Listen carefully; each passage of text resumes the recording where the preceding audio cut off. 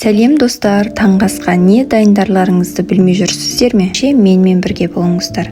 Бүгін осындай шакшука тамағын дайындайтын боламыз. Ең алдымен табамызды плитамызға қыздырып алып, ерітілген қолдың майын немесе қарапайым майды қолдансаңыздар да болады.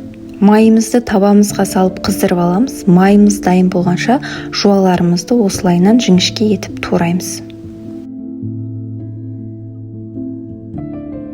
Туралған жуаларымызды қызып тұрған майдың үстіне салып 5 минутқа жабық күйінде қалдырамыз. 5 минуттан соң табамызды ашып, жақсылап жуаларымызды араластырып аламыз. Қуырып, астын бәсеңдетіп, баяу отта қуыратын боламыз. Осы сәтте тұзымызды сеуіп аламыз. Қатты қуырып қажет емес, кішкене ғана қуырып алсақ жеткілікті. Біздің жуаларымыз қуырылып біткенше қызанағымызды дайындаймыз. Осылайынан кубиктап, майдалап турап аламыз. Дайын болған қызанағымызды қуырылған жуаның үстіне саламыз. Жуамыз бен қызанағымызды 3 минуттай осылайынан қуырып алып, баяу отта 2 минут қалдырамыз. Қуырылып болған жуамыз бен қызанағымыздың үстіне осылайынан жұмыртқаларымызды біртіндеп жарып шығамыз.